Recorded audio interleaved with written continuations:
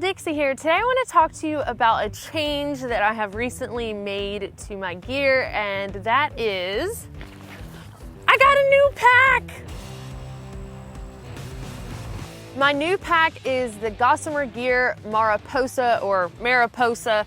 I saw in a video that they have online where they called it Mariposa. I've been calling it Mariposa. Either way, you know what I'm talking about. The 60-liter pack by Gossamer Gear that has pretty good reviews. The main thing that I was looking for as I was reading reviews is how this pack would perform with heavier loads, because this summer I'm going out to the Pacific Crest Trail, as many of y'all know, to fill in the fire closure areas that were illegal to pass through in 2017. So I want to go and make sure that my footsteps connect, whether now the fire closure areas are open or whether I have to go around them. I'll be going out there with my mom, who will turn 60 this summer, and my little dog, Fancy May, who is a rescue that's got some significant anxiety. But anyway, that's another story in itself. But I know that I'm gonna have a little bit more weight on me with carrying camera equipment to record the experience, and then also having some of Fancy's gear and food. As many of y'all know, on the Pacific Crest Trail for at least half of the trail or so, and then on the Continental Divide Trail when I thru-hiked it in 2018, I carried the Zpacks Arc Haul. It was a good pack, very, very lightweight, but I kind of wanted something a little more substantial because I know that my pack's going to be heavier with carrying Fancy's stuff, or at least part of it. So I wanted to go with something that was between the pack that I carried on the Appalachian Trail, which was the Osprey Aura. I like the way that that pack carried weight, the way it kind of hugged my hips, but it is a pretty heavy pack, especially compared to getting used to something like the Zpacks Arc Haul that's really lightweight. So I wanted something kind of middle of the road, and I settled in on the Gossamer Gear Mariposa. So let's get into the nitty-gritty of the Mariposa. It is a 60-liter pack that is made out of 100 and 200 denier Robic nylon. One of the first things I noticed about the outside of the pack is all of the pockets on the outside. I think that this is going to be very helpful with gear organization, especially because I'm going to have some of Fancy stuff. And for example, if I want to go from a long leash to a shorter leash, or if I have some of her other stuff that I want quick access to, or some of my stuff that I want quick access to. It's got a pocket on the lid, pockets on either side. One is for like a drink holder like normal.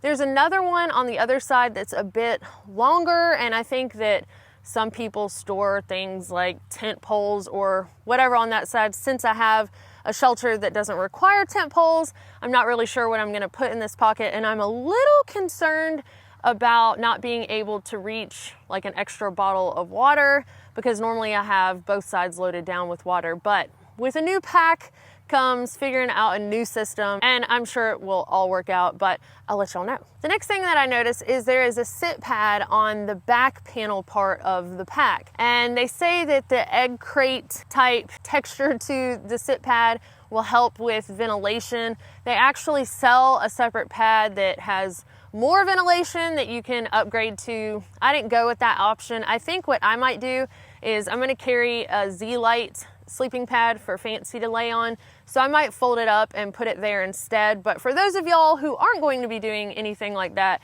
the standard sit pad that comes with it to kind of help have that extra cushion on your back weighs about 2 ounces, so you could pull that off and shed that weight. But again, I think that this will help with ventilation a little bit. I will for sure miss the Arc Haul because of how well, with the arc design and then the mesh that rests on your back, how well ventilated that is.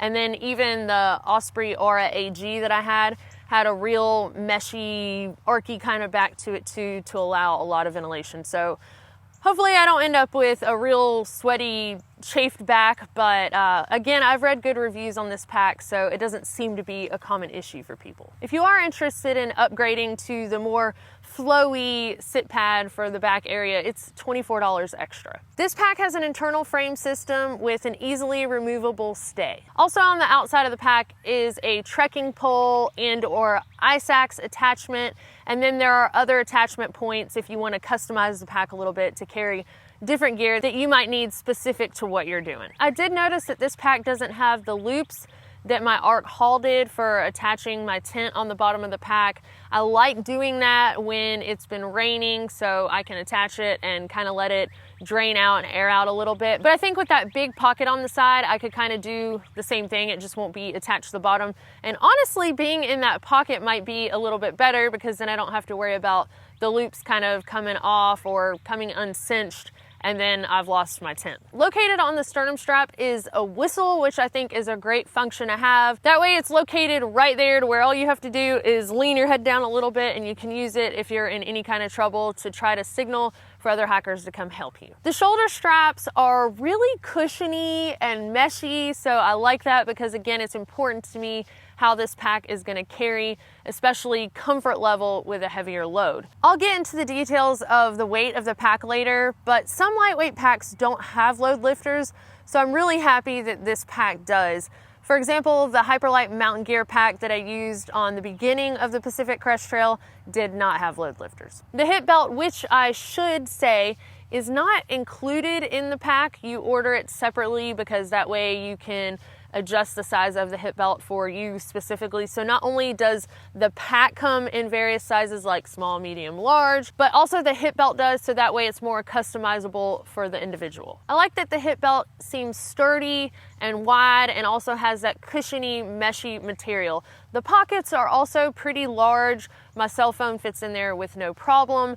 That's important because you gotta have easy access to your phone and or camera and snacks. The Mariposa has an over-the-top closure system, which seems convenient for having different loads. If I'm in a longer stretch and I have more food, then it seems like I'm not gonna have to worry about trying to squeeze everything in to fit a certain way. It'll just overlap a little less so, and then I can cinch down the straps. On the inside, there's a hydration sleeve. If you choose that hydration method, you can just run your hose out of the port, down the shoulder strap, and then there's a little area on the shoulder strap that you can slide the tube under. That way it helps fixate it to your shoulder strap and it's convenient instead of flopping all around in your face. And speaking of the inside of the pack, I will be lining it with either a compactor bag, or I actually ordered some clear pack liners from Gossamer Gear just because I was already ordering stuff from the site and I figured, why not? I'll give it a go and see how they work out. So if I end up using those, I'll let y'all know what I think of them. Now that we've covered the features of the pack, let's talk about the weight and price, which are two things that are pretty important to hikers. The pack size that I ordered is a medium, and I also ordered a medium hip belt, and the pack comes to be 30.5 ounces total, and that's including the 2.1 ounce sit pad. But just to give you an idea of the weights on either end of the spectrum, if you got a small pack with a small belt, then you'd be looking at 28 ounces again with the 2.1 ounce sit pad.